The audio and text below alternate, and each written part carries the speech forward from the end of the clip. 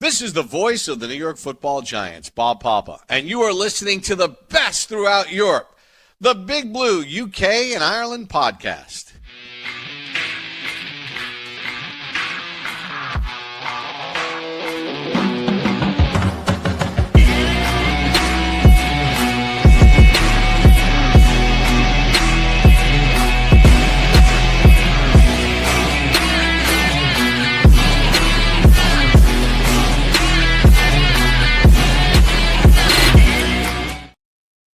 Welcome back, Giants fans, to the latest edition of the Big Blue UK and Ireland podcast. As always, we are proudly in association with Annie's Man Club. Lads, remember, it is okay to talk. And tonight, we are 75% British, 25% Irish. Welcome back, Kev.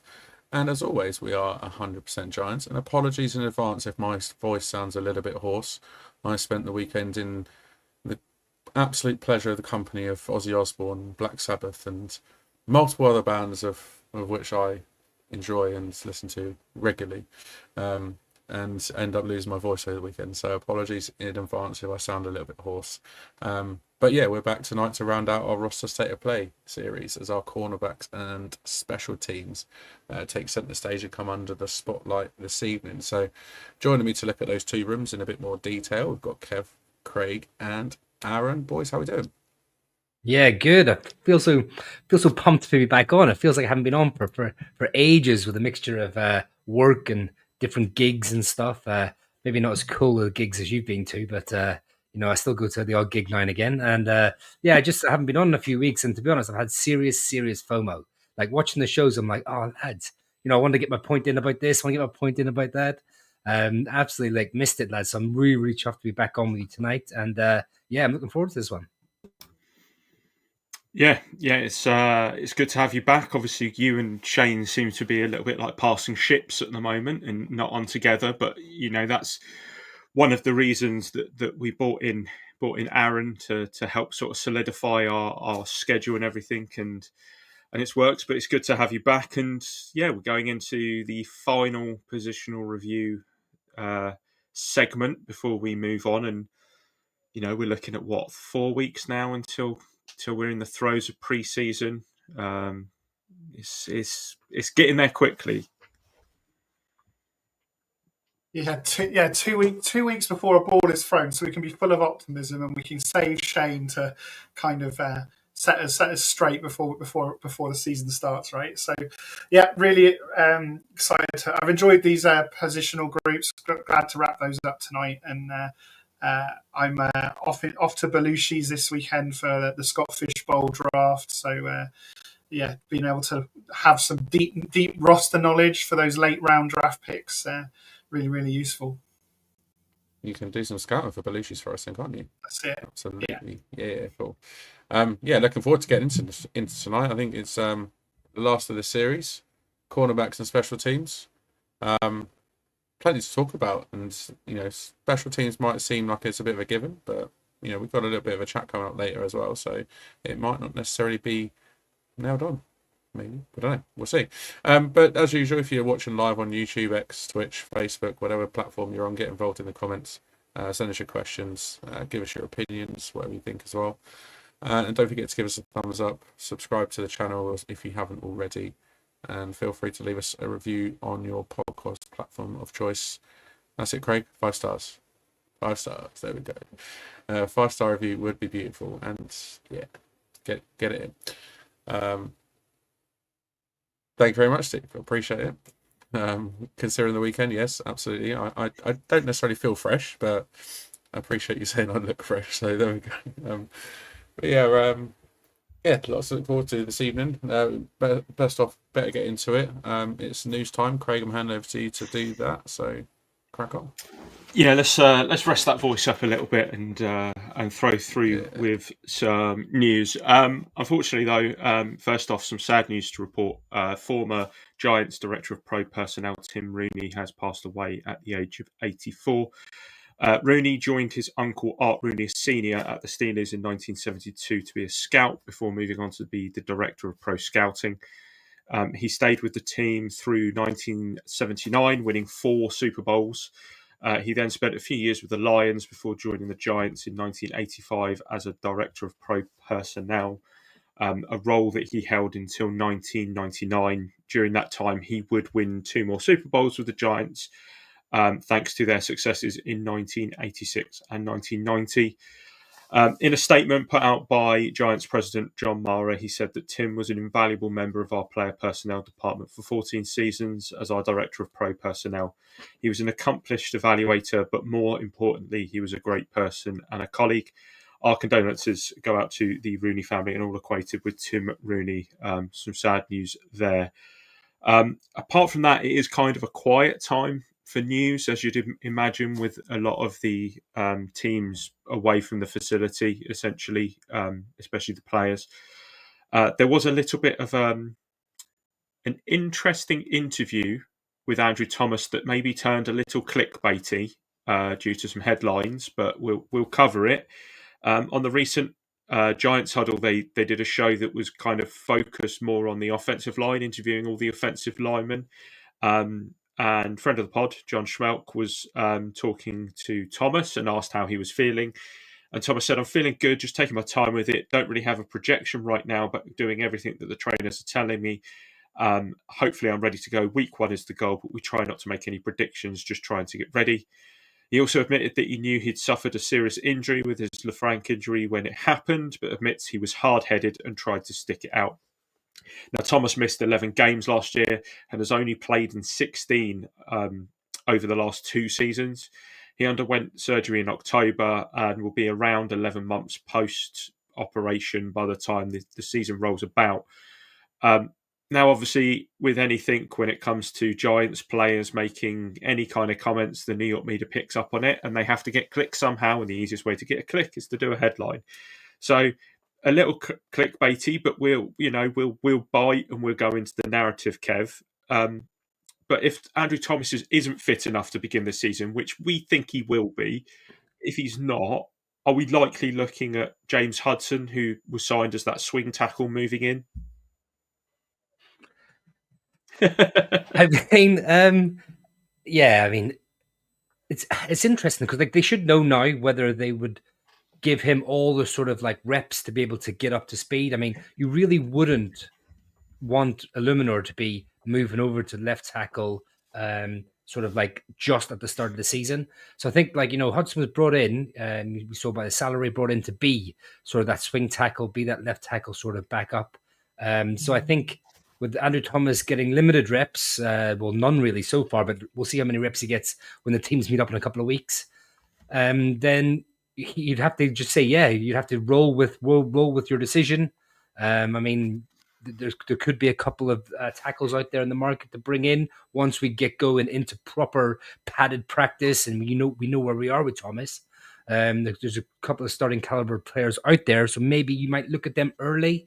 If it is sort of worst case scenario, but if it is only going to be a week, maybe 2, then you've brought Hudson in for a reason. So you kind of have to go with those decisions.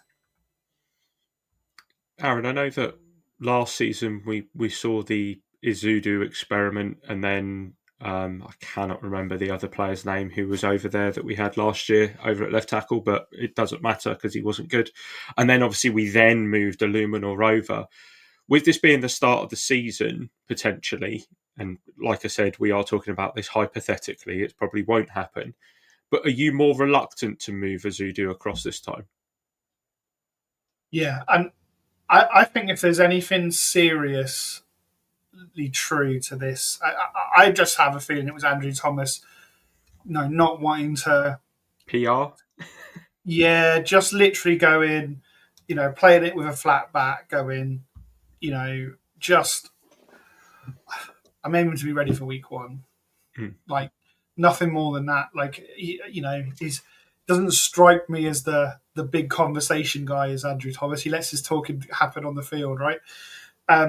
However, the trainers staff should know. I know you can have setbacks and things like that, but they've been ultra cautious with him.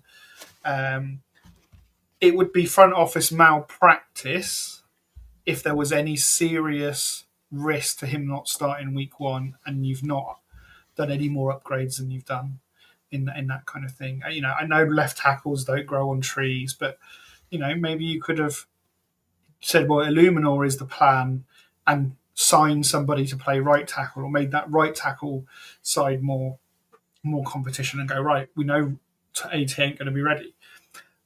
The fact that they haven't done that, and I will give our front office a lot of credit over the last two years. I know the Daniel Jones decision still and the Saquon Barkley's decision still, like, people that feel like they were terrible decisions.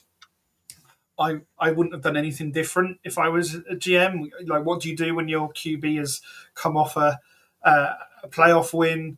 What do you do if you don't want to pay a running back? We've kind of seen the Tracy experiment show, well, that's why you don't pay a running back. So I'd give our front office enough credit to say that if there was a serious problem, they would have done something else. That tells me all I need to know.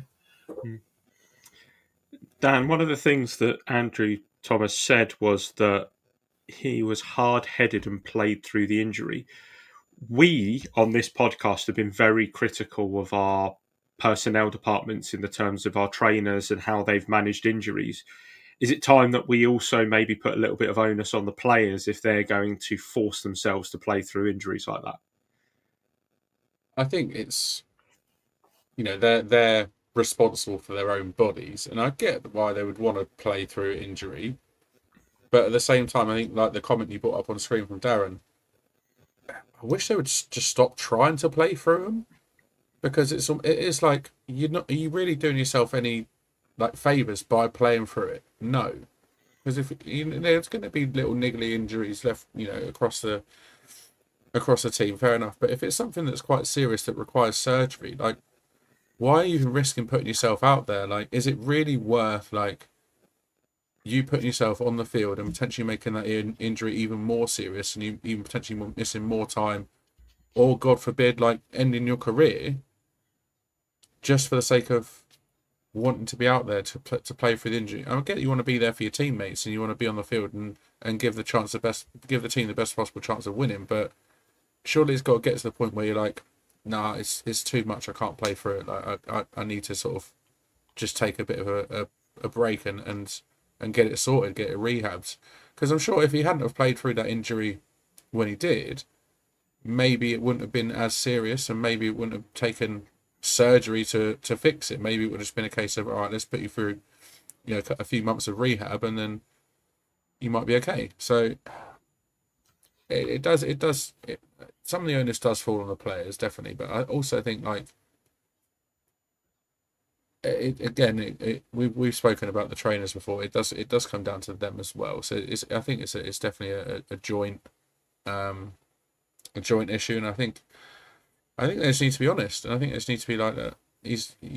If the player says he can go, don't just take his word for it, because look at what's happened previously with players that are playing through concussions, and then look what that's led to. So we're in that now where you can't play for a concussion because you're in that protocol. Well, if you're injured in any way, shape, or form, you should be put into some sort of protocol where you have to clear various tests. Whereas not just turn up and put pads on and go, right, I'm good to go. Whereas no, you're not good to go.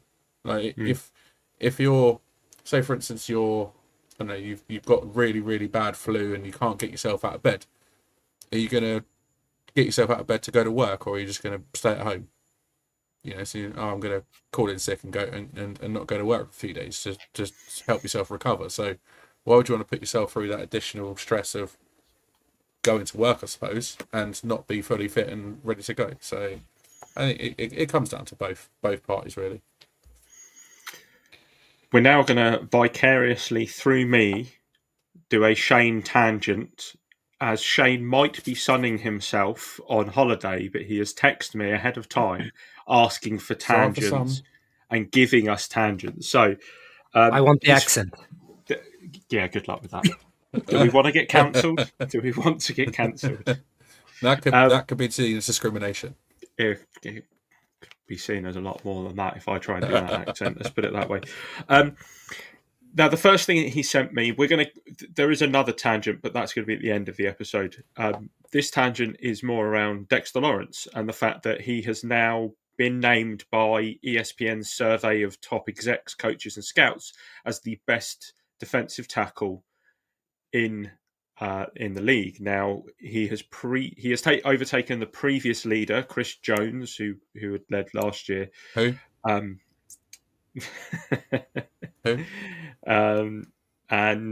There is now a new number one defensive tackle, the Giants' own Dexter Lawrence. One of the things that was said to ESPN by an NFL personnel director was, "I thought he should have been Defensive Player of the Year with the season that he had." Bear in mind, he also missed time last year, so for someone to say that is pretty impressive. He's a true zero technique nose who can occupy doubles and neutralise the run game. He took his pass rush to a different level. He would have had double-digit sacks if Burns and Von Thibodeau both stayed healthy. He's a true three-down game wrecker who needs attention every single snap.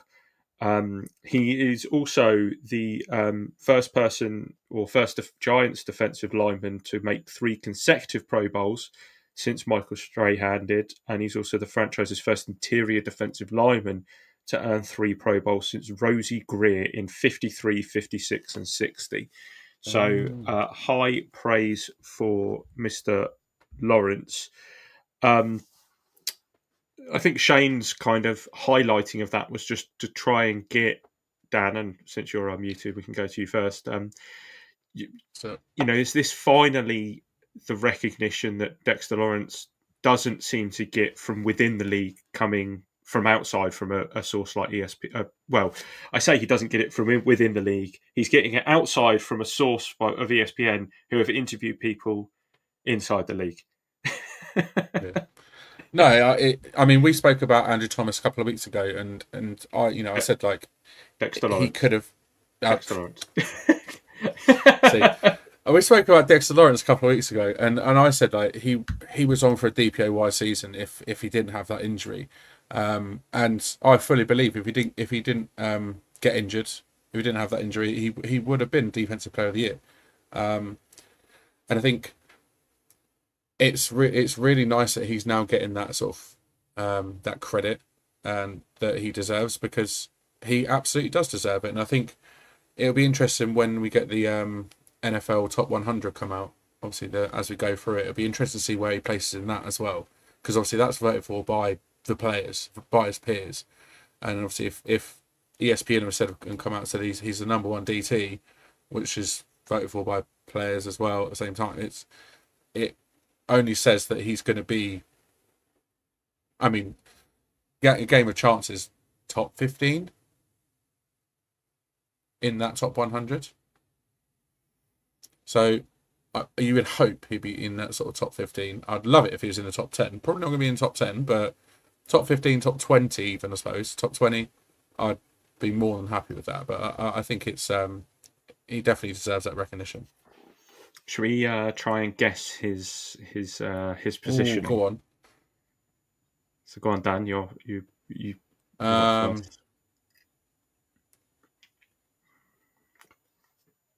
going to go 15. Why not? Kev, or I'm going to go 21, because it's not one of those sexy positions that people like to think of, but it is by the peers, and the NFL do know how good a player he is. But I think we'll be frustrated whatever the number is. I think, but I'm going for 21. Yeah, well, I think there's a number that needs some good luck out of it. So I'm going to go with 8. I think he's going to be the new 8. Oh, we'll take that. Yeah, I know. I like Chris Jones a lot, but he plays a lot at 5 tech. He doesn't play him as an interior guy. He is the only guy that's in the conversation with Dex as an interior defensive line, but he does tend to play that 5 tech quite a lot as well. He very rarely, if ever, lines up as a 1 tech or a nose. And can you imagine? Like people used to make the comparison between him and Aaron Donald as well, and it's like they're 2 completely different players. So I don't know. Can't really make that comparison. I think that's a better comparison, and I think since Aaron Donald has retired, he is the interior defensive lineman king without doubt. There's no and Aaron Donald's a defensive player of the year, conversation every year, multiple times defensive player. Yeah, and I think Dexy's the guy that's the one that will get that title, and he's starting to get that love. That's the thing again. It's not as sexy as he is. It's not a sexy position. He still probably isn't the number one jersey that Giants fans buy. And if you think of a Strahan era, like everybody was wearing a Strahan jersey until Eli came along, and so I think as much as we recognise he's a great player, as a fan base, is it the most popular jersey you see yet? And I think that's what you'll see over the next 2-3 years is actually every other jersey is a 97. Yeah, and also I think like you hit the nail on the head with position. Like a nose tackle isn't this exhibition. I mean, Aaron Donald played in a decent team and got put up silly numbers. Dexter Lawrence has been a good player for a long time without the numbers, and then just natural progression. He's managed to pick up some of those numbers, and people are starting to recognize him. I think for a long time he has been recognized within like deep in the NFL. It's other NFL fan bases because he doesn't have passing yards, because he doesn't have touchdowns, because he doesn't have interceptions, because he doesn't get the sacks the way edge rushers do. That's all fans sort of like care about and see. So that's why he's not a name discussed among fan bases. But he's starting to get the recognition now because he's starting to add some of those numbers to his game, and people are talking about him in articles like this now. So just for reference, he was number 24 last year behind Amon-Ra St. Brown, Penei Sewell, AJ Brown, and CJ Stroud. I think he hits 10. I think it'll be one of those ones where it's like, oh, that's a good number for a player of his caliber to start the top 10 sort of thing. Because I'm sure that they splice it a little bit. Of course they do. But yeah, 24 up to 10. I thought that it's a good conversation. A good point by Shane. And finally, a little bit of recognition for one of our own who really sort of deserves it. Yeah, massively deserves it. And the thing is as well, like there's still room for improvement as well. He could still probably get better, which is scary in itself. And he's young for position. Exactly. The fact that he's probably not even peaked yet. Yeah. And he's and that good. He has been playing on a bad team as well, so not many eyes are on the Giants at the moment, prime time and stuff. This is the thing again, like we spoke about, like the fact that we've added depth at a lot of positions on that defense. It's only going to help him. It's only going to make him even more into even more of a wrecking ball than he already is, because he's carrying a lot of the weight. That's where exactly where I was going to go. Imagine being at centre and you've got Dexter Lawrence as a shade over you. You don't know whether he's going to hit you or he's going to hit the guard. Oh, and just behind him in a 2-point stance is Abdul Carter. Oh, who am I going to block? What protection am I blocking here? I don't know what to do. Oh, I've let both of them by me because I didn't know what I was doing.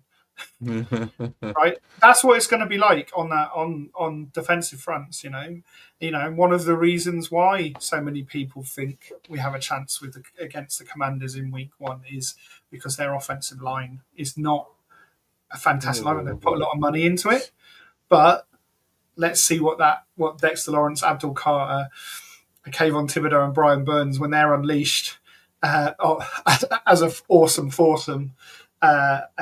What damage they can do. Maybe let's not get ahead of ourselves just yet and start talking about beating the Commanders Week 1. But there's a lot of people out there saying that's one of our best opportunities for a W. There's not many. I know. Yeah, I know, but you know what it's like. You get sort of in your mind like, oh, we're going to get this one, and then you just get let down. Look at the last 2 seasons, 3 seasons, 4 seasons, however long. And then the Week 1 comes, you're like, what have we done wrong? Where have we gone wrong? But we'll build that optimism over the next 5 weeks until we get to the prediction show. Yeah, and then it will go all downhill from there. Alrighty, that's the news done and dusted. Thanks for the tangent, Shane. Appreciate that one as well. It's time to take a little bit of a closer look at our cornerbacks for this year that are currently on our roster. First up, another new addition to the team alongside Javon Holland, who we talked about last week, and obviously to the secondary as well. The addition of Paulson Adebo. Adebo. That one, cool. Which, whichever way you look at it, the addition of him was much needed. And I think after, the big contract he signed, 3 years, $54 million, just under 35 of that fully guaranteed, with 38 million guaranteed as well.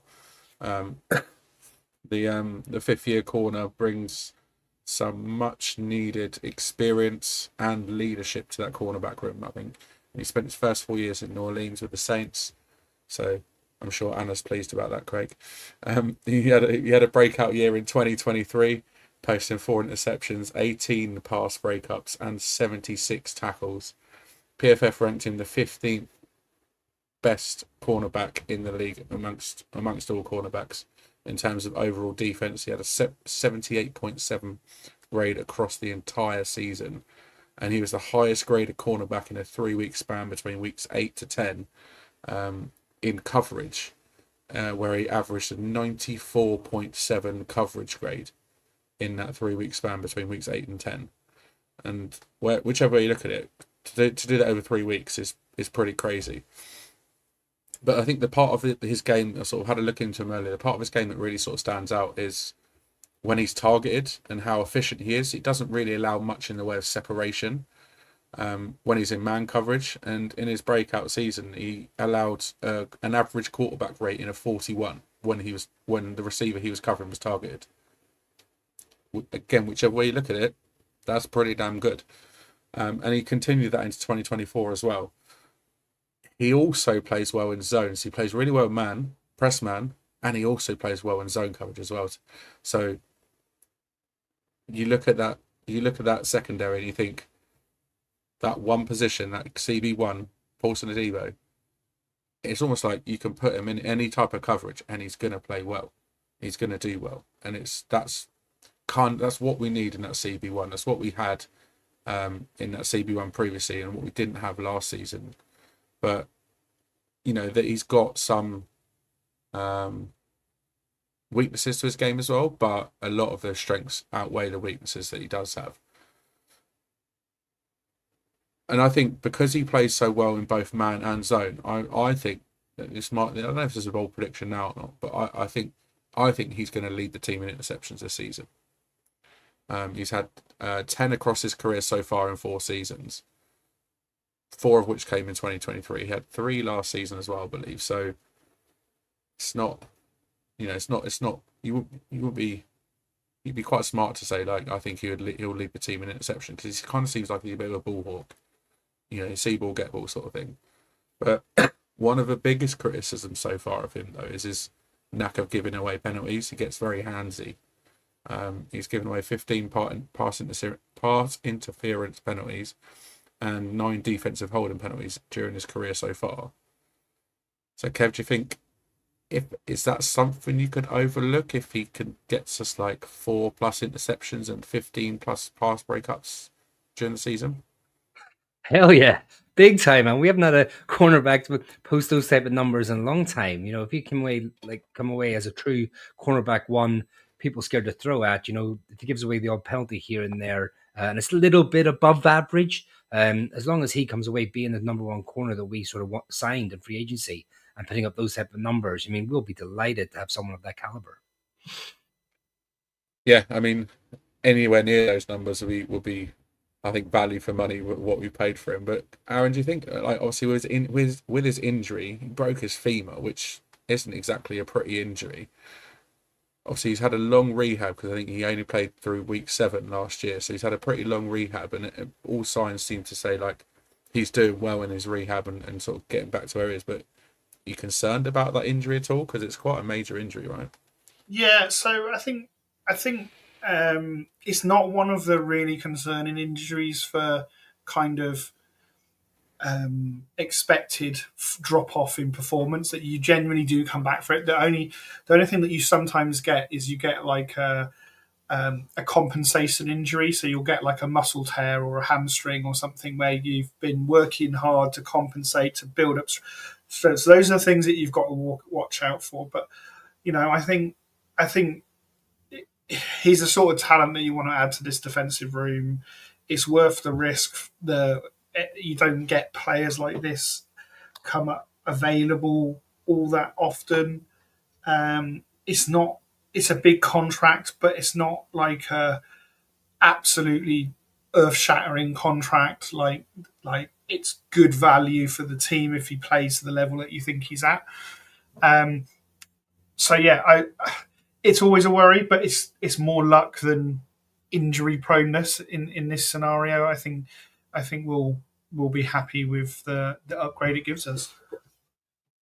Yeah, and he's not missed too many games because of injury so far in his career. So I think obviously a broken femur is kind of it's a one-off injury. It's not really going to happen very often, is it? So I think there's not too much to worry about with that. But Craig, obviously being married to a Saints fan, you might have a little bit more of an insight into him or seen him play over the last few years. But what do you reckon? What do you make of Paul Sidibe?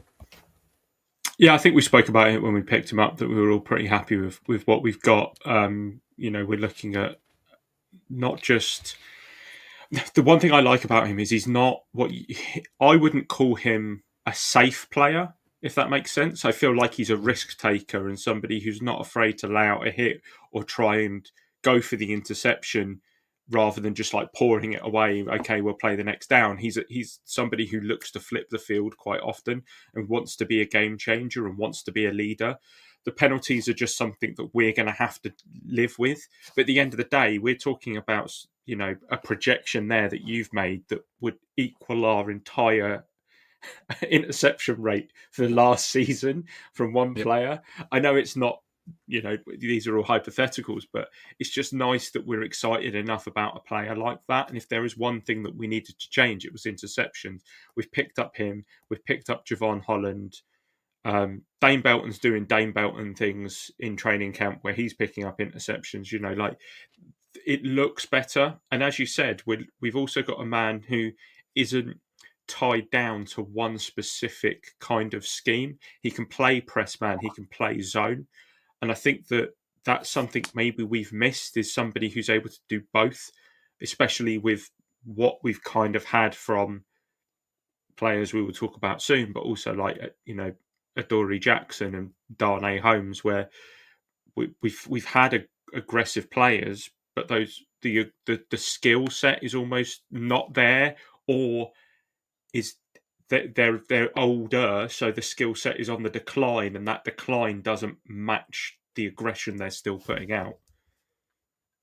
Yeah, exactly. And I think, when you look at him, obviously he's in his 5th year, so he's still relatively young, right? So, and he's almost like, again, he's probably not even reached his peak yet. I mean, I think it's 25, 26 years old. So, and being a 3rd round pick as well, it was almost a case of, it's just a really for the money we've paid for him as well. You think 54 million over 3 years is what average of 18 million a year. So to potentially get a CB1 for 18 million a year, it's a pretty good deal, really. It's a pretty good deal, considering you look at the contracts of other cornerbacks across the league, other top cornerbacks across the league. I think we've got ourselves a pretty good deal there, and I'm looking forward to seeing him in action, seeing him in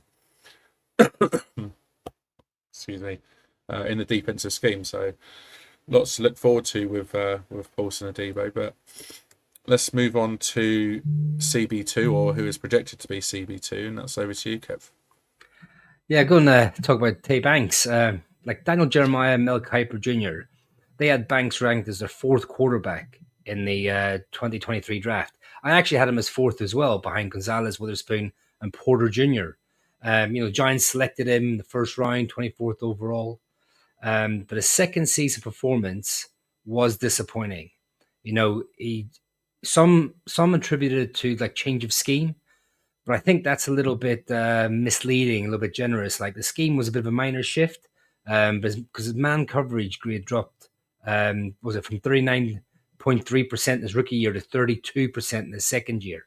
I think the biggest difference, for me, was that in the second year, he was asked to cover more true number one wide receivers. Although he's got all the physical traits and tools to match up with the top receivers, I think his ball skills were a little bit exposed. And like he allowed 8.4 yards per target last season, and that was up from 6.3 yards yards per target as a rookie. Quarterbacks, they targeted top receivers regardless of coverage, and Banks just failed to disrupt passes effectively. And also, he had multiple lapses, and effort really added to a disappointing season last year. Now that's the negatives, right? that doesn't sound too appealing, I know. But I think and it seems like he's got his head screwed on this offseason. I think if he can get himself in the right mind frame, he has all those tools, like I said, traits and everything, to be a really good number 2 cornerback in this league. And I think, he'll be suited not handling the number 1 wide receiver responsibilities.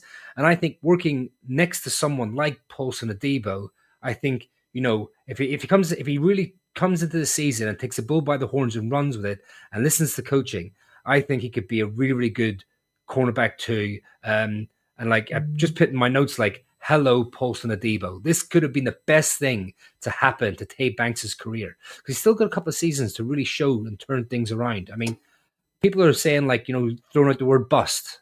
And it is far too early for me to be throwing out the word bust.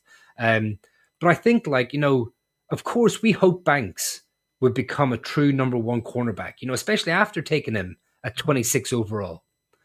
But, Craig, would you be satisfied if he actually locked down the cornerback 2 spot on this team?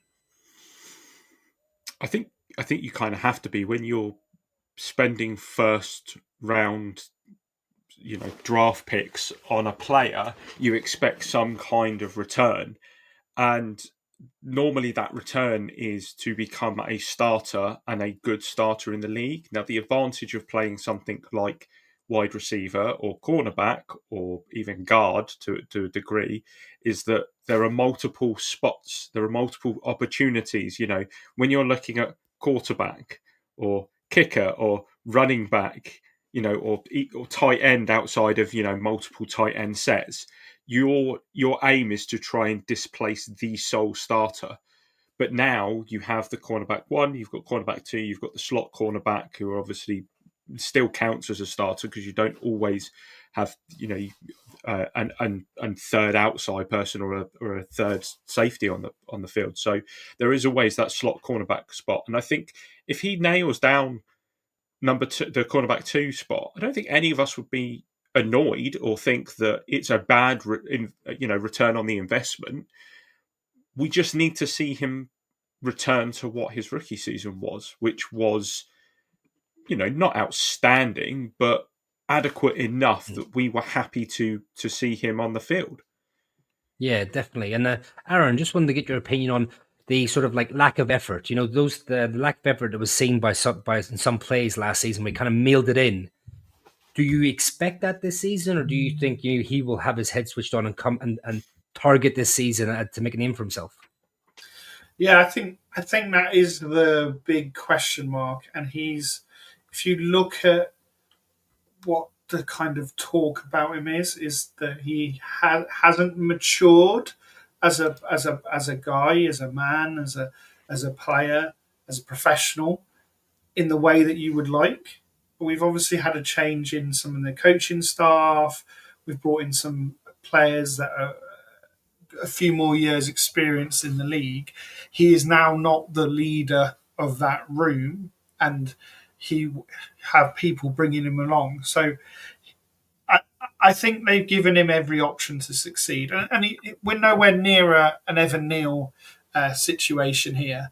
Like you say, if you get a starter out of a second half of the first round pick, that's all you can. I think how many first round picks bust out completely. So to be a start in CB2, right? And we've not given, part of the Evan Neal things hurts. Even if he comes a guard, we've given up top 10 capital for Evan Neal, right?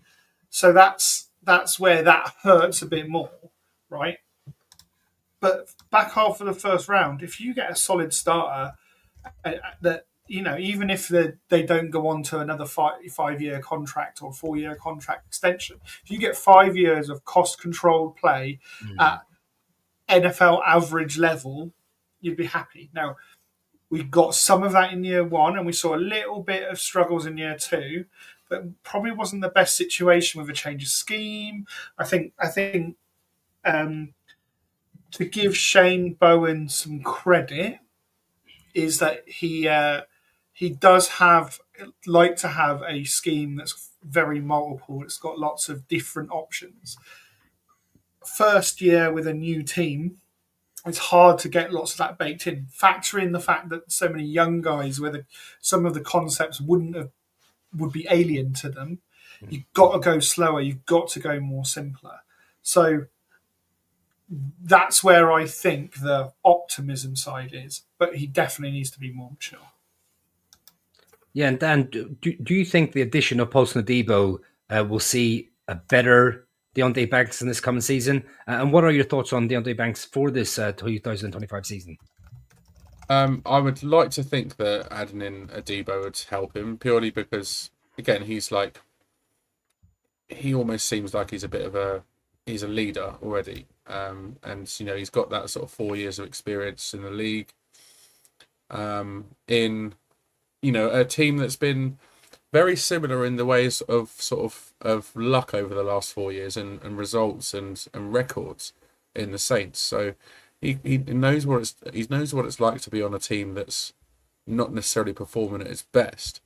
So I'm hoping that he can come in and help Banks to become a better player, and I'm sure he will. I'm sure there's going to be plenty of things that he's going to not necessarily teach him, but sort of like encourage him to do, and like there may be things that he teaches him to as well. But I think my biggest concern about Banks, and I think you've mentioned it as well, is his general sort of attitude last season, his general sort of like almost childish behaviour at times, and I think that was really frustrating to see that. And it's like he's 23, 24 years old. It's like you are a man. You're not necessarily a grown man. You're still a young man, but you're a man. You're playing in the National Football League, in a professional sports league. You've got to be at least a little bit professional and just play your game as hard as you can. Not what we saw from last season, where it looked like he gave up on plays and didn't really put the effort in. And I want to see, a bit of a development in his character more than necessarily a development in his play, because, his play was okay. It wasn't great, but I think maybe because his rookie season, he was CB2 in his rookie season, and we saw what he was capable of doing. Thrust into a CB1 role as a 23-year-old man, it's maybe it was a little bit too much for him. Maybe it's a step too far for him. Let's see him step back into that CB2 role and let's see his strengths again, and maybe see what he has developed in. So there's a lot to be hopeful for this season for Banks, but there's also I need to see more from him in terms of his attitude more than anything. One of the things that both you and Aaron have kind of sort of mentioned there is his attitude and stuff like that. Correct me if I'm wrong here, but I don't think Adoree Jackson's the best person to share a locker room with when you want somebody to be more mature. And I'm not saying that Adoree Jackson is a bad person or Adoree Jackson is a poor teammate or that he's, a cancer in a locker room or anything like that. I'm just saying that from what I gauged from being in the locker room after the Baltimore loss, Dan, where we were both in there, is that there still seems to be a little bit of a sort of jokier nature to Adoree and to Tay, whereas everyone else was a little bit more on the sort of somber side, like reflecting. When you spoke to someone like when we spoke to Illuminor and Tracy, they were very reflective, whereas nobody was over with Tay and with Adoree, and you didn't see anybody really go over there from the media either. So it almost felt like maybe they didn't feel like there was much to gain from going over there. Yeah, I mean, we've just been whipped by the Ravens, right? So you'd think Good and proper. you would be sort of a bit more like, yeah, shit, yeah, we didn't play so well. But yeah, you're right. They were sort of like just a bit. You would think they'd be a bit more serious. The fact that they just lost badly to a team that we all expected to lose to anyway. But it was a car crash of a game, really. So I definitely think it's a good point you make. Adoree Jackson, was he the best person to sort of be beside him in the locker room? Maybe not. Let's hope Adoree Jackson can disrupt a locker room, because do you know what team he's on this team? He's with Philly. He's with Philly. So hopefully he does bring some, disruption to a locker room. Let's just caveat the whole locker room thing as well, just by saying that what myself and Dad are talking about is a snapshot of around about 5 minutes. So that doesn't that's not us shitting on the way that they handle pressure, handle post game or anything like that, and they could be very different. They could have just been something in the moment. But when you're talking about a player whose temperament hasn't been great, you've seen him give up on plays, you can see that he's not taking things seriously, and you have someone like Adoree Jackson who has, even himself and in interviews has turned around and said that he's much more relaxed. He's a little bit more laid back, probably more so than his coaches want him to be, where they want him to be a bit more intense. Maybe that's just what I'm kind of putting together between the two. It could be bollocks, and it wouldn't be the first time that I've chatted bollocks. I definitely think we need to see more from him in terms of his attitude and just his general sort of his effort. Like I said, because there were times where his effort looked questionable, and I think we definitely need to see more from that. All right, Craig, your turn, mate. Yeah, let's get Flotty. What? Mr. Cordell Flott. Going into the final year of his 4-year rookie deal, signed in 2022, where we picked him up as a 3rd-round pick. He's weird. He's one of those players where you could say that he's a partial starter. Like, he starts every so often, but never consistently enough to hold down a starting position where you could call him a bona fide starter. The 2024 plan pre-season was Adoree Jackson's off the roster. We'll leave him off the roster. Flott becomes CB2 opposite Deontae Banks. And then he has a stop-start pre-season due to injuries, isn't fit for the beginning of the season. So the Giants bring back Adoree Jackson because they brought him back real late into last year's off-season. And he comes in as the contingency. And that contingency saw Flott snap count basically just drop. It fluctuated from week 4 against Dallas, where he played 100% of the snaps, to games where he didn't even play despite being active and on the roster. The weird thing is, though, and this is maybe one of his biggest strengths, is that even though he doesn't play very often, his actual play doesn't take a hit. And he actually had one of his best years last year, despite the fact that he didn't get the starting role that everyone tipped him to get. He made 10 career starts across a 17-game season, which was a career high for him. 53 total tackles, career high. 36 solo tackles, career high. 1 interception, which doubled his career total, which isn't amazing, but 1 interception was tied for the lead with the Giants last year. And he had 7 pass breakups, which equaled the amount that he had in his first 2 years.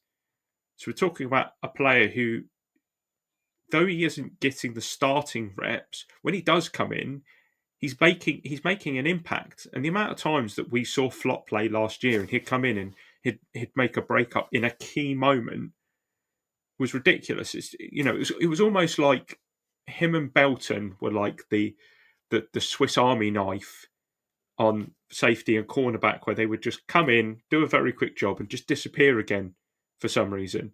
And they never saw the consistency. So, Aaron, Flott was the man to displace Big Play Darnay at slot cornerback in 2023. Is Flott the main threat to Deontae Banks in 2025 if we don't see an improvement? I would think so, but it would be disappointing if it is. Now, there's not any disrespect to Flott, but he's had opportunities to really take hold of a CB2 position before and not really cemented it. One thing, the one curveball in there is this idea that maybe the scheme will shift a little bit, and actually, do we tend to play a bit more cover three? And we talked about in the safeties issues, how would we see the three safeties on the field, and that reduce opportunities of that kind of thing? It can work the other way as well. It might be the time when we put, he gets more of that kind of outside corner role in a cover three type situation. So I think it won't necessarily be clear until we get through training camp and see how they're used, whether it's a direct battle, whether it's just a timeshare around how we organise our defence. But I'm hopeful, and or maybe it's wishful, that our defensive scheme shows a bit more than last year and doesn't waste the talent that we're assembling on defense. And this includes this CB2 position. Kev, I was on the Giants Nation show earlier with Bobby, and I was having a quick just brush that off. But we were having a conversation about this. It was one of the reasons that I wanted to try and jump on there. And for anybody who's watching, once we finish, go across to the Giants Nation show YouTube page, because Bobby's doing a 24-hour stream where he's trying to fill it by talking Giants. It's hard enough doing one of these once a week for an hour and a half, let alone trying 24 hours straight. But one of the things that he mentioned I just thought was interesting, and I wanted to get your opinion on it, which was Flott is consistently bad in training camp. Like, it's one of his fatal flaws is that he never gets a season off to a good start because of the fact that he always seems to be burnt at training camp by our own players. Is that one of his biggest kind of like things he needs to overcome this offseason, is that don't be shit against your teammates? 100%. I mean, like, he has been getting first team reps with going Tay Banks, him and Tay Banks have shared first team reps. Sorry. So that's a good sign. I kind of hope it's because they trust him, and it's not because Tay Banks needs a dressing down, or he hasn't been playing well. The thing is, it puts you in such a back foot, doesn't it? If you're having a bit of a rubbish camp, but you're good enough to make the 53, it automatically puts you down the pecking order. And we all know it can be done, but you need to play exceptionally well to move up that pecking order. But the thing I like about Flott is, he's kind of like you talked about, Craig. He steadily got better and better and better each season. He's took his chance without being flashy, come in and kind of done okay.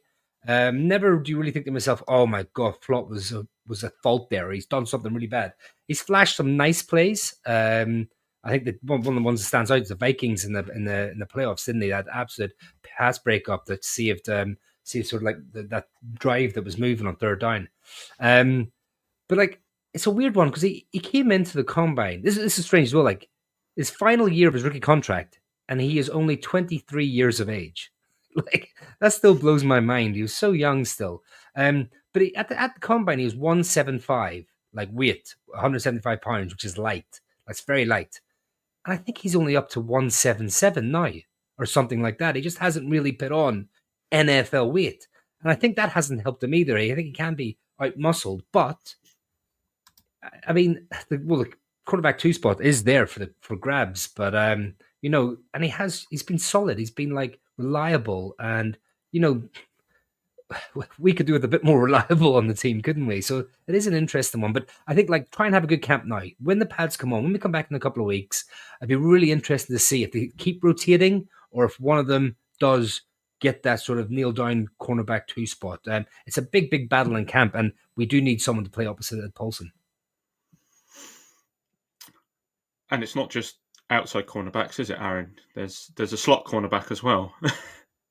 Yeah, and a bit of a revelation last year with Drew Phillips, who's returning for his second year. And it was a really impressive rookie season, playing in his first game straight out of the back, took over that slot cornerback role. which again, third round pick. We'll talk about Flott, who was a third round pick a couple of years ago, who's not really nailed anything down. Drew Phillips has nailed down a starting position straight out of the bat, which, in a draft class that's already lauded pretty well, and maybe he's been a bit overlooked. So he was last year's third round pick and 70th overall out of Kentucky, and Flott and Banks sometimes defended the outside.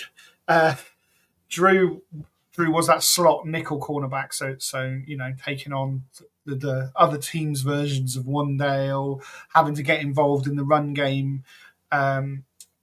It's quite an important position, and actually, it's potential that he's been the steal of the draft.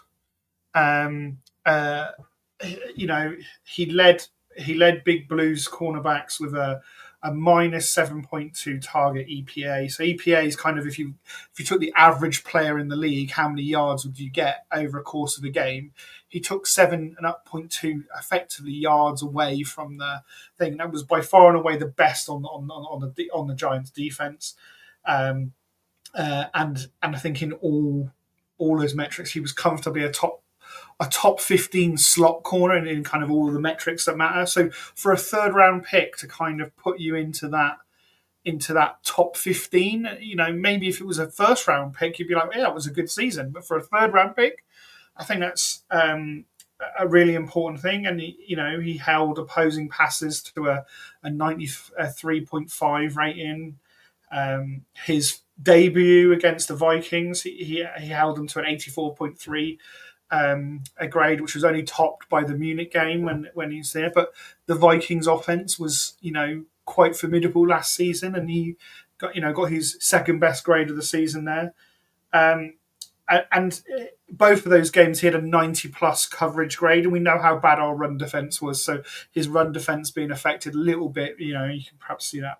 And then some kind of off-season news, he's undergone LASIK to correct his vision. We all know that Jameis Winston had that after his 30 for 30 season, and that obviously improved his ability to target the right players. So I'm hoping that maybe Drew will help him reduce his missed tackles. So he had 11, which was tied third on the team, and increase the number of his interceptions, which, again, he co-led the team with one last season.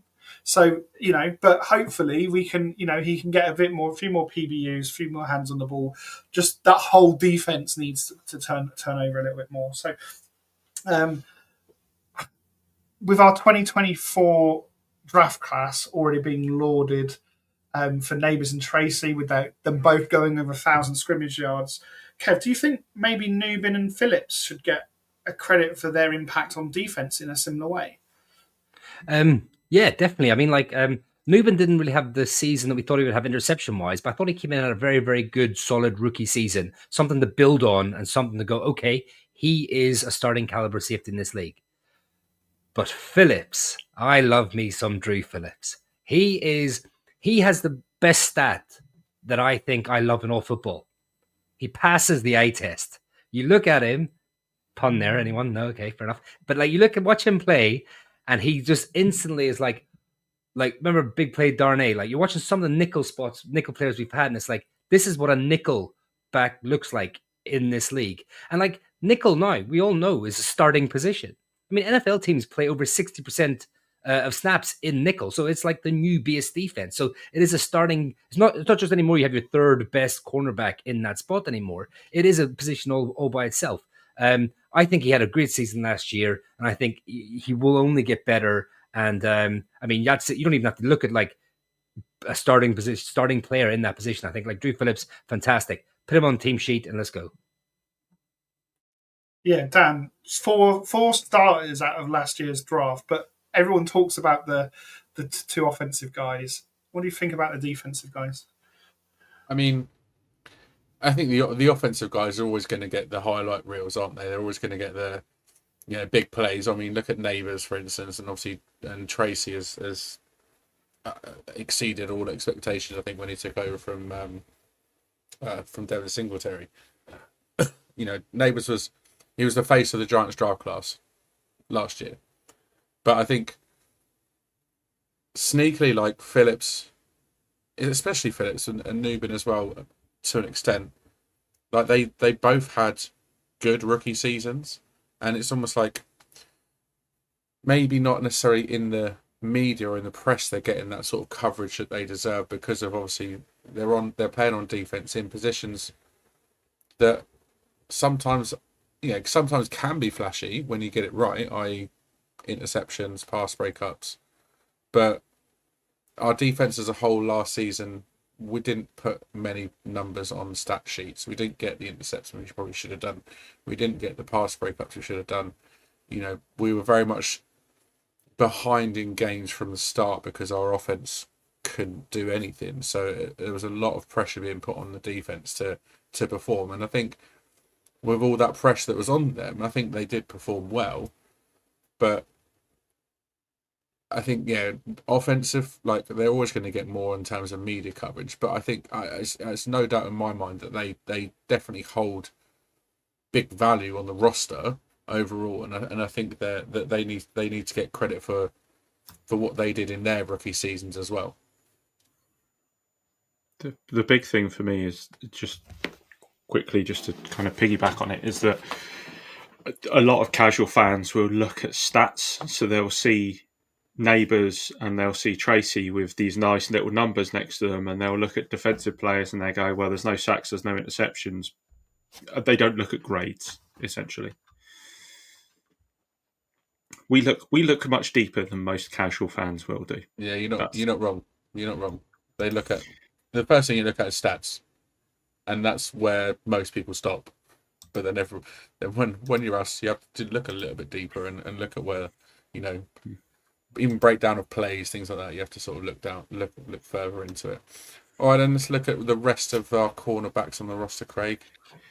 Yeah, just very quickly, you've got sort of two groups here. You've got the rookies and then the returning players. Trey Hawkins, who was our 6th round pick in 2023, only played 3 times last year. But had a breakout game in Week 14 against the Saints before suffering a fractured lumbar spine, which sounds painful, but apparently is relatively easy to kind of come back from. I think obviously with spines, very tender things, but fracture not quite as bad as it could have been. Art Green, he had a stretch of 8 games played from Week 10 onwards, but mostly on special teams. Nick Jones, he joined in the off-season after 2 years with the Chiefs, but he's only played on defense in 3 games and only 1 game last year. D. Williams spent the 2024 season with the Seahawks and then the Giants. But he hasn't had any defensive snaps. He's only been a return man, so we'll probably end up talking about him a bit later. Corey Black was the Giants' final draft pick of 2025. He is a speedster and was praised in college for his punt coverage, so he's probably got an in there through college. TJ Moore and O'Donnell, I couldn't say that one. O'Donnell Fortune were both UDFAs. TJ Moore was from Mercer, had 7 interceptions in 2024, but obviously smaller school means smaller competition sometimes. And Fortune is another one who tracks the ball well with 2 interceptions in each of his last 3 seasons. He was also named Defensive MVP at the Shrine Bowl after a pick 6. I'm not going to ask you any questions about that, just because these are the lower ebb of the cornerback room. The advantage there is that we have 2 main cornerbacks and a slot cornerback. We have a backup in Flott. We probably have a backup in Trey Hawkins, and then you pick your flavour of special teams contributor and you move on. That's just the way it is with cornerback. You're not really going to get anybody who potentially is going to contribute to a high level outside of Trey Hawkins, probably. So.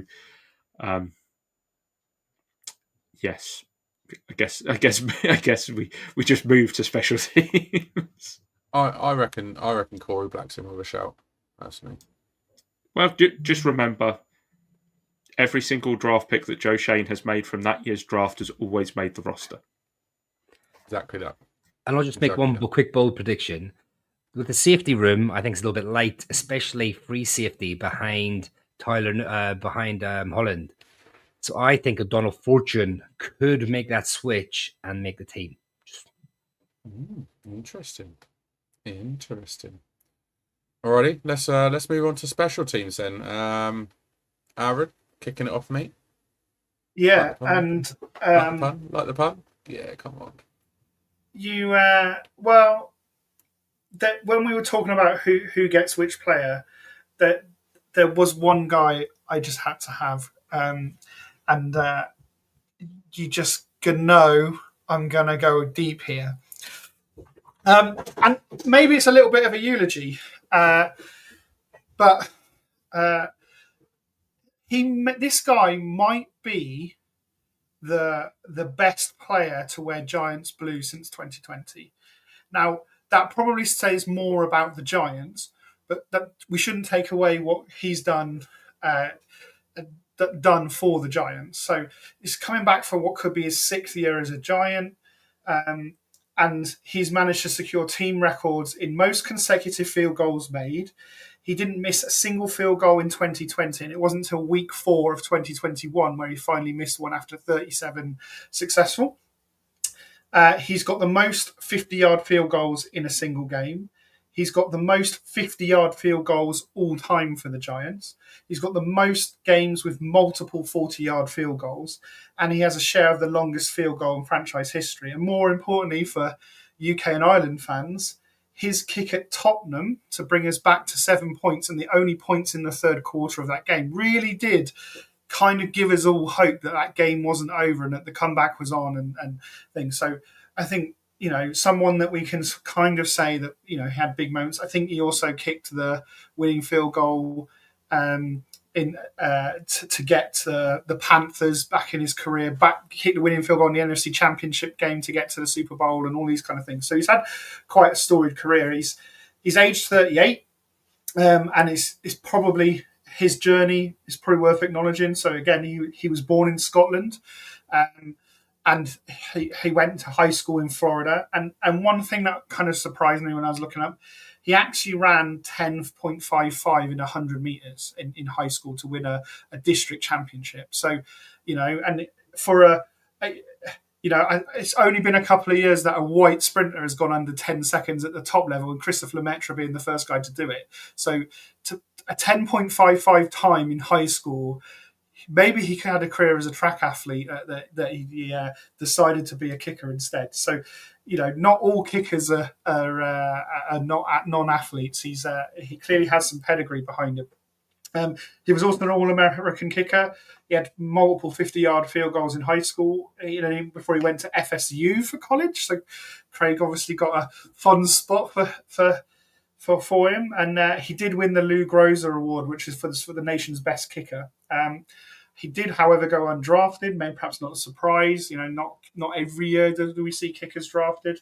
And he had to wait until the following year to secure a job with Washington before heading to Carolina, where he holds pretty much the notable kicking records for Panthers. And he kicked his career-long field goal of 63 yards against the New York Giants. So he has a share of our kicking record at 57 yards, but he also kicked a 63-yarder against us. So, that sort of 6-yard difference between our record and his longest kick is, perhaps something of a thing. So, as far as his career with the Giants, his first 3 years, he averaged 91.8 field goals made. That has dropped to 73.5 over the last 2 years, which is concerning. But consistency is often touted as the most important trait for a cricketer, but I'd argue that availability is even more important. And he didn't miss a game for his first 3 years, but he has only played in 18 games across the last 2 seasons. That also includes the game where he kicked the ball off and pulled his groin against Washington, and arguably was the key reason we went on to lose last season when we lost 21-18 without conceding a touchdown and those 7 field goals against us. And if we had a kicker in that game, maybe the record wouldn't be quite the same, but maybe we wouldn't have Abdul Carter. So there's a silver lining, right? Now, it's one of those where you can sort of say, is it age that's caused these injuries? Is it just unlucky? If you look at his statistics, yes, his field goals haven't been there. I think there was a couple of blocks in there as well, which didn't help his statistics. Obviously, we know the kind of Cowboys disaster from a couple of years ago. That counts as a miss, even though it was a block. If you look at statistics on kickoffs, he hasn't lost any leg power. And MetLife not being the easiest place to kick, I think there's hope that we can see 2020 Graham rather than 2024 Graham and thing there. However, this is the position battle episode. I'll hand over to Kev that's why we've got to have you back on this episode, Kev, because we've been timing it perfectly for you to come on and talk about our next guy. About Hey Jude. Well, Jude McAtaney, eh? He actually grew up in a village called Swatra, which is only 26 miles away from my village back home in Derry. He played Gaelic football. He played for Derry under-20s. He helped them win the Ulster Ulster Championship. And if he had stayed playing Gaelic football, he would have gone to play for Derry Seniors. He was inspired by fellow Irish punter David Shanahan to pursue American football. He trained with Pro Kick Australia all over COVID. He actually went down to Australia.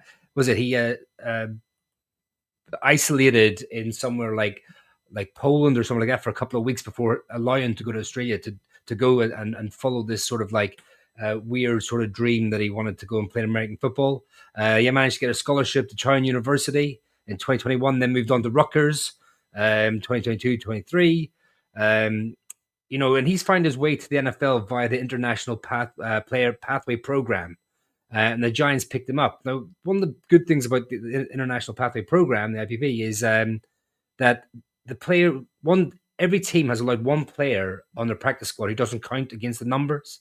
So you can have your practice squad numbers, and then you're allowed one extra spot for an IPP player. And obviously, Jude was able to take advantage of that and get on the Giants and get practicing with them and get kicking. And he was actually, elevated to the active roster due to injuries to Gano and late signed Greg Joseph. He made his debut November 3rd, 2024 against the Commanders. He went 2 for 2, 131-yard field goal, one extra point. He's the first Irish-born player to score in an NFL game since 1985. For me, I think he is still a little bit raw. But if he's out there now, be able to kick, and show that he's able to do this under pressure and show he's able to do it in sort of the New York weather and New York market and stuff like that, I think we could have a legitimate position battle. It's the classic sort of aging vet versus younger, cheaper player. And the Giants would save 3.56 million against the cap if they chose to cut Gano. So it's definitely a conversation to be had because we are sort of right up against the cap at the moment, and we will need to sort of make some sort of adjustments to manage the in-season. But I wanted to ask you, Aaron, do you just have a bit of a discussion about it? Can you see this being a true battle? Do you think Gano is the number one, nailed on, no worries, he's getting one more season? Or do you think Jude could sort of take the position from him? Yeah, I think if you take the sentiment out of it, I think, and the coaches have said it's a legitimate camp battle and they will, compete. I think if you think Jude can be a long-term kicker, this would be the time to pull that trigger. And, it's better to let Graham go one season too early than a season too late, especially if you may lose your second option to another team. Maybe whether I know we're running quite long on this episode, so I'll try and keep it brief. But my little tangent for the week is that the new kickoff rule that does have a serious impact on kick returns. If you kick it straight out to the end zone, they've now moved the ball up to the 35. So the Giants still were one of the teams that persistently kicked it straight out the back of the end zone, didn't try and land it short, just said, right, you can start at the 30, we'll do it there. I think the percentage chance of a scoring drive, just at 5 yards, seems to suggest that there's like a 15% more chance of scoring. Also, if you flip it the other way, if you get like a sack fumble, you're getting the ball back on the edge of field goal range now. If you get around the 35-yard line, it's not an automatic points turnover.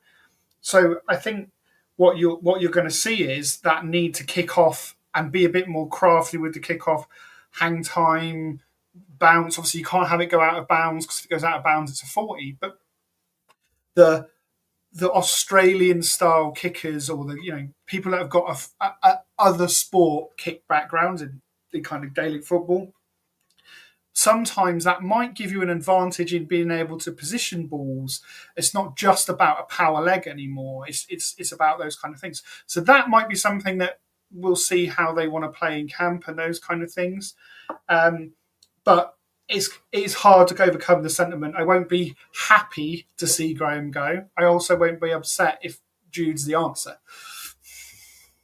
What are your thoughts, Craig?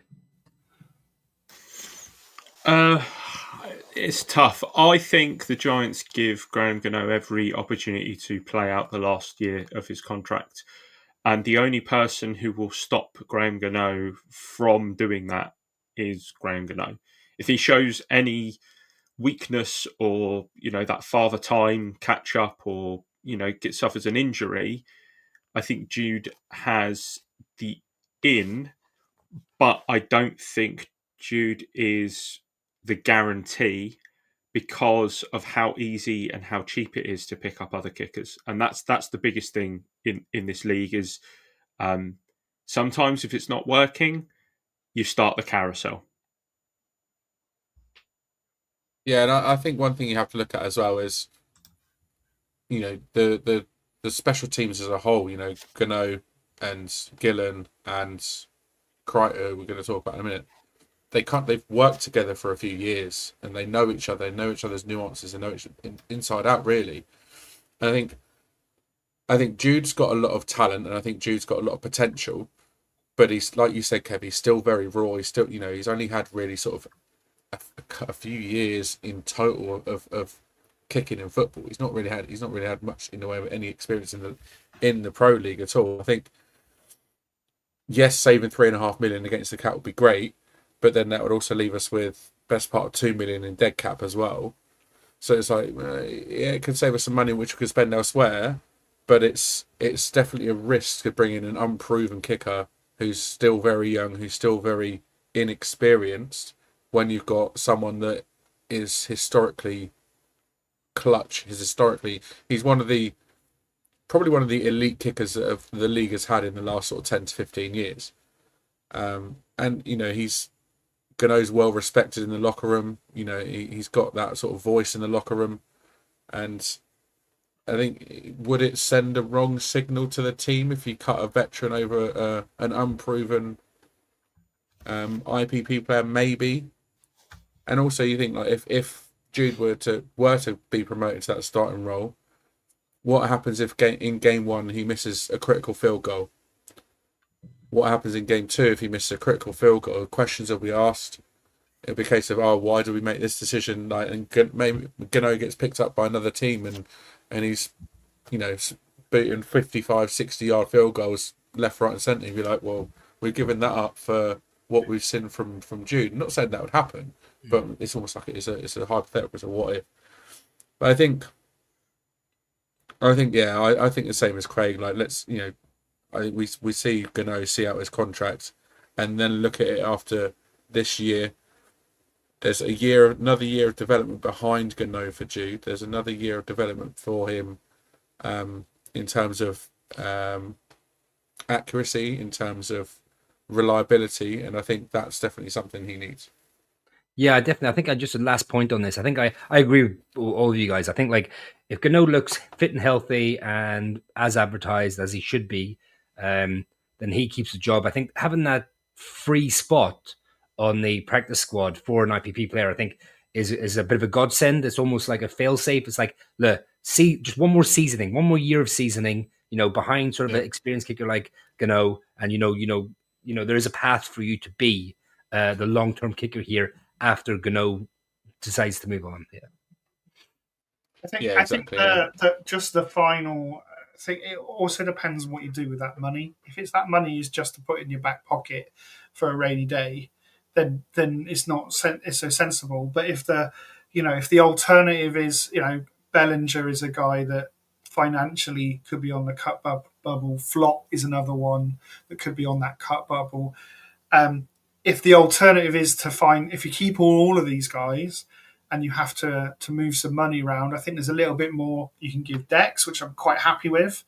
But do you want to be guaranteeing more of Burns' contract yet? I think we all think he's a good player, but I'm not sure we're completely sold that we want to give him. What about Andrew Thomas? We can give Andrew Thomas some more money, but his injury history, do we want to guarantee more of that money right now? So I think it's those things that you can look at and go, well, what do we want to do with the money?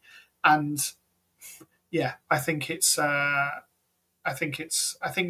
that's really the key on there. I'd want to see value for that money and go, yeah, okay, we maybe missed the final good year of Graham Gano, but we look what we did instead. We managed to re-sign Wan'Dale Robinson to a decent deal, rather than letting him hit free agency and that contract escalate or whatever.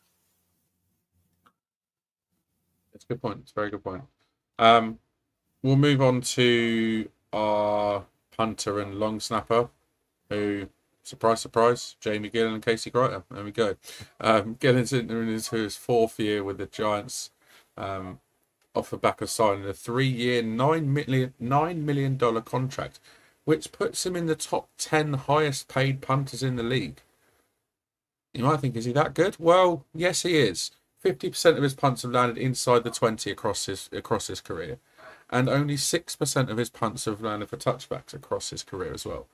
So it's not really any surprise that the Giants have brought him back and given him, a fair chunk of money for a punter, as he's one of the most consistent and franchise record holding punters there is, because he does hold a franchise record in average yards per punt from 2023.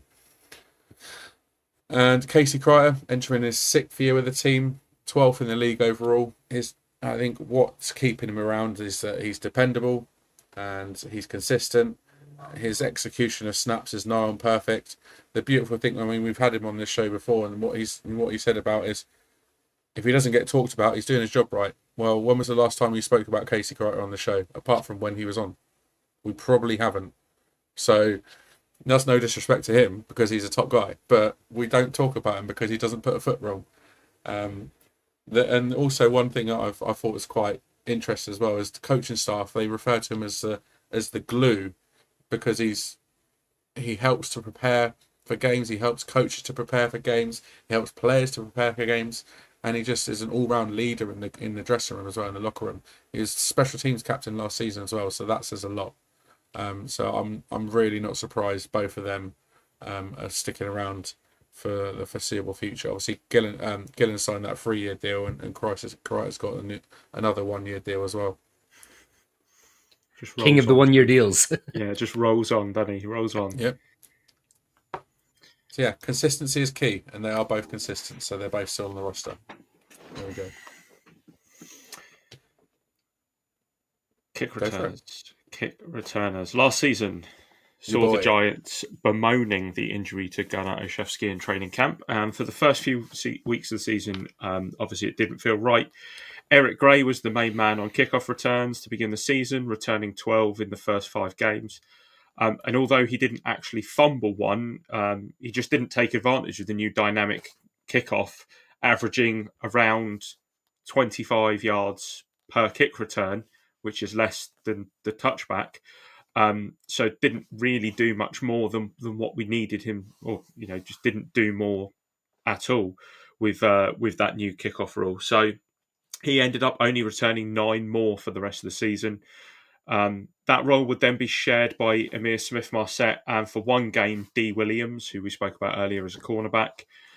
Smith-Marset was the most consistent punt returner of the season. As we all know, I did not start off as a Smith-Marset fan. I wasn't a fan of his return style. I didn't like that he allowed punts to bounce early on in games. I just thought it was an unnecessary risk. But if you look at what he did after Munich and after we came back from the bye week, from week 12 on, he was much improved. And it was during this time he had the punt return touchdown that was called off for the bogus penalty against the Saints. And then obviously we had the one kick return against the Colts that did count, which was 100 yards and forced me to still be on the lookout for a jersey. To this day, despite the fact the Fanatics had it for a bit, they now have taken it down again. Thank you, Fanatics. The wild card here, you could argue, is Montreal Washington. Washington was the punt and kick returner back in 2022 for Denver. He also did kick returns in 2023 and 2024 for Kansas, but he was in the rotation and never got a sole opportunity. I think this is cut and paste. There is nothing that we are going to change on punt return. Smith-Marset, all being well, will be there. Kick return, I think, is a little bit more up for debate.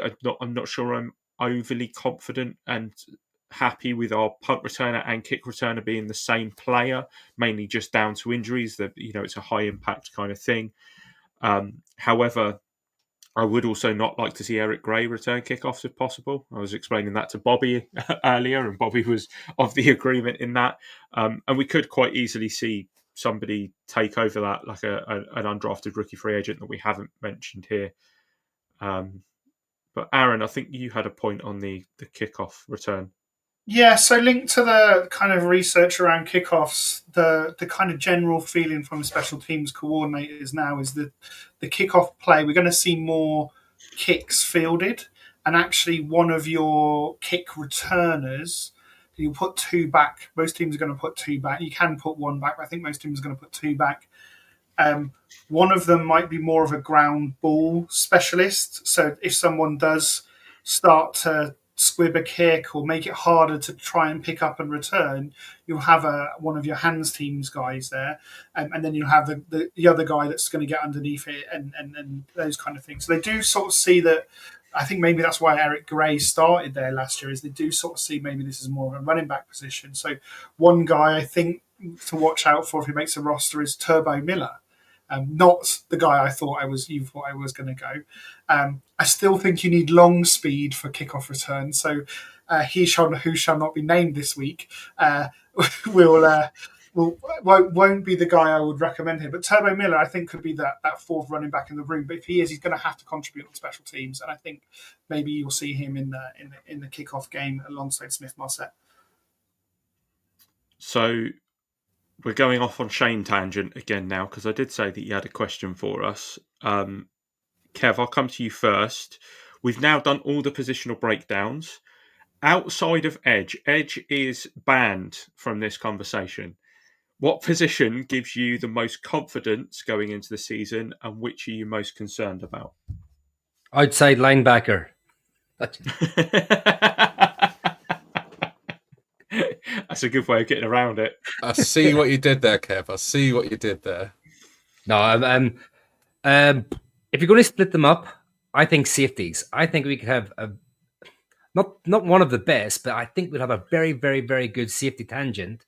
And if to go on from that, if we can get decent cornerback 2 play out of Tay Banks, that secondary as a whole looks tasty, doesn't it? Like if you look at, your Pulse Debo one side, a good Tay Banks the other side, Drew Phillips in the nickel, and then Newbin and Holland as your 2 safeties. I mean, that paired with our outside linebackers could be very dangerous. And what about most concern? Most concern, what season are we in? No, it doesn't matter, does it? The offensive line. We just need the offensive line to be healthy and to gel. We saw last year the same offensive line coming back. They played well together, not great, but played well. Can they keep that cohesiveness? And can they stay healthy? Can we get some extra from some people? Like, can we get JMS to step up a bit? So, I mean, the offensive line will always be a worry for me until it's not.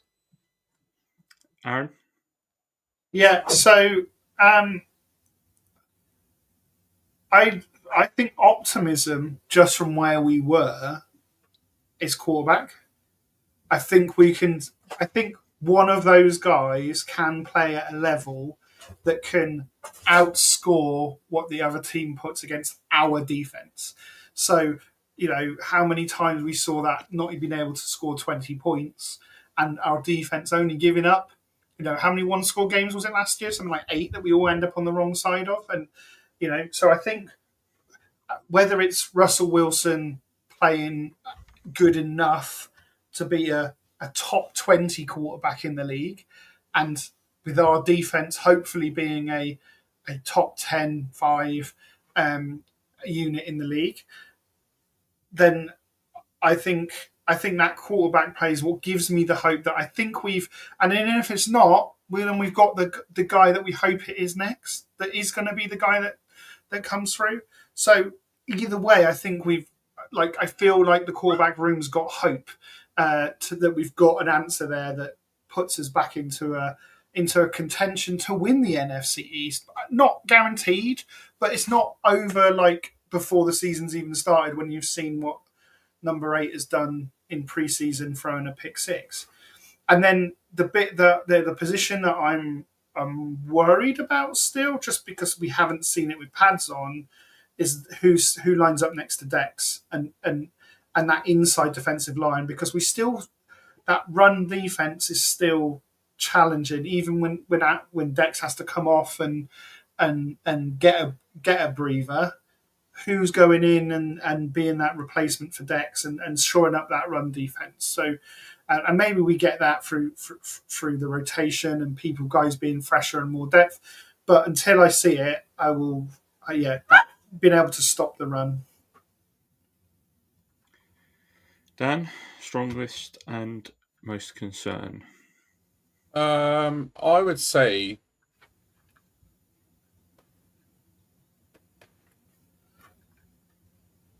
you stole my one, Aaron, for strongest, because I was going to go quarterback. I think it's infinitely better than it was last season. I'm going to go corner because I think we've got in a deep. I think we've got a real sort of CB1, and I think Banks can flourish again as CB2. I think the pressure won't be as high on him, and then we've got, like we've obviously spoken about them at length this evening, but I then think we've got in Drew Phillips an amazing nickel corner, and Flott is a very, very decent rotational piece as well, and I'm happy with the corners we've got. Trey Hawkins again is a great depth piece, and then whoever the sixth one is in there, most likely Corey Black. There's a reason we picked him up in the draft. He obviously is. They obviously liked what they saw from him in college, so there's a reason that they picked him up, and I think corner is another strength that obviously ties into yours, Kev, with safeties. I think our defensive backfield is looking a lot stronger this season than it was last year. I think my position of concern, barring one player, I'm a little bit concerned about our receivers. Goes without saying, Neighbours isn't a concern at all. After Neighbours, because there's Slayton, Wandale, Jalen Hyatt. Well, if we actually get to see him on the field, who knows? We may not. I think we have got some talent there, and then you look after that. You've then got the likes of Lil Jordan Humphrey, Zach Pascal, Bryce Ford Wheaton. It's like there is a big bit of a drop off after Neighbours is by far and above the rest. You've then got obviously Slayton, you've got Hyatt, you've got Wandale that are sort of within that second tier, and then after that it's like the rest of it is unproven really in terms of Giants blue, and we've not really seen. There's some players that have got experience, but I'm not 100% sold on our receiver room, and I think. Granted, we've got a better quarterback, but I think we still need to see more from these receivers. It's got promise, but you just want to see it on the field, don't you now? Yeah. Great. I'm gonna move things around here because Shane has said his exact wording is most confidence, but I'm gonna go with most potential, as in a bit surprising, and go tight end.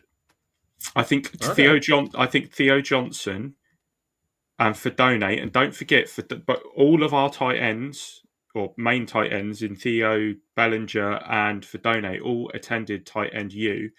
I don't know if anyone else has seen it, but Fedone was called out by Travis Kelce as somebody that he really liked. He said he had good footwork out of his breaks. He was powerful. He ran the routes properly. He has good speed. I think if those two can mesh well, we could have two really, really good receiving tight ends. Very and dynamic. And then you've got Manhurts as the kind of sole blocker, and then Bellinger, who's the kind of not really great at either, but good enough to do both sort of thing. So I'm quite excited for that tight end position. Position of concern, and again, this is based on a projection of maybe some players who don't pick up the scheme when we hope they're going to pick up the scheme in year 2, is linebacker. And just linebacker just still concerns me just that little bit. I think McFadden can be there. We need the Bobby from a couple of years ago. But a lot of our run issues don't just stem from defensive tackle. It stems from linebacker as well. And it also stems from safety. So, until we prove it, I think that's one. And it's also nice because it means that I've picked differently from the rest of you. We've all gone different positions. There we go. Exactly. Yeah, I think the tight end one, just to remember, there's a tight end drafted this year that's been lauded in Tyler Warren. There was a guy that kept him off the field. It wasn't, there was a timeshare at Penn State when Theo Johnson was there. So, don't be surprised if we do see a big year 2 out of him. I wouldn't be surprised either. I think he's got an unbelievable amount of talent, and I think he could come good this year for us with a quarterback there. That we all know how good he is at throwing the ball up, and I think Theo Johnson could be one to watch this season for sure. All right, cheers for that, Shane. Nice little way to end out the show, because that is all we have time for this evening.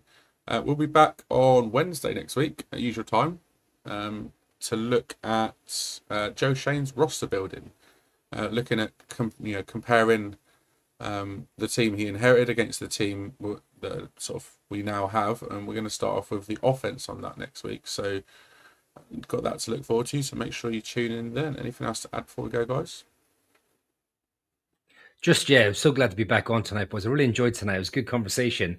I know when I was looking at the notes, it was like, it'll just be like a 45-minute IR episode, but they never are. I absolutely love it, getting to chat some ball. And I'm actually looking forward to the next couple of episodes as well, the roster building side of it. I think that'd be really interesting to have a look at, what they took over, what they had to take over, and what they've got now to put on the field. So I'm excited for those ones coming up. Yeah, just I was sitting here and I was thinking to myself, my God, it's hot. It's a Wednesday evening. It's absolutely roasting. With a sort of getting towards the middle of July. There we go. Dan's got 28 degrees in his room. We're getting towards the middle of July. People are going to be in the beer gardens. Yet we still got a nice chunk of people getting involved, talking ball with us at the most boring part of the season, listening to us talk about special teams. Just appreciative that people do it. And also just one last plug for Bobby. Just go over to Giants Nation Show. Make sure you subscribe to him and try and help him through his 24-hour stream. I guess the big test might be just, before you go into work, or if you're on the way to work, and just throw YouTube audio on and just listen to him, because it'd be interesting to see how much he's struggling by that point. Yeah, and just, my weekly reminder for that 5-star review. Thank you for some of you that went and did it last week. That was, really helpful. Also, leave a comment on. So Scott Fishbowl, I'm drafting on Saturday. I've got the second overall slot. Pretty much consensus at the moment is Bijan Robinson goes number 1, because it's got some funky scoring rules, and its volume is king is the trick. You get points for carries and targets, so it's not just catches and yards. Do I swallow my pride and take my number 2 ranked player in Saquon Barkley?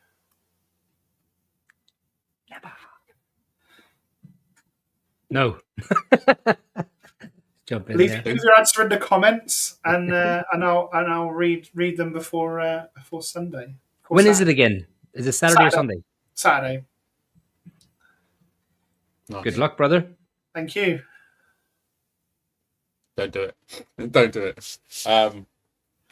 Yeah, obviously, yeah, like echoing Craig's comments, like appreciate everybody for tuning in this evening, getting involved in the comments as usual. Like, yeah, the reason we do this podcast at the end of the day and to have you guys interact with us, it absolutely helps, and it sort of keeps pushing us on to do this more and more and more. So we really appreciate it. And don't forget as well, so we've got a meet up in October for the Eagles game, so it'd be great to see as many people there as we can. Aaron's going to give us a bit of a lowdown on Belushi's at the weekend, so we can know what to expect. But yeah, lots to look forward to. We're getting closer and closer to having football back on our screens, and before we know it, it'll be the pre-season games, and it'll then be the regular season. We are almost in the middle of July now, so it's coming around quickly. So lots to look forward to over the next few weeks. So again, keep watching, keep tuning in as you do always.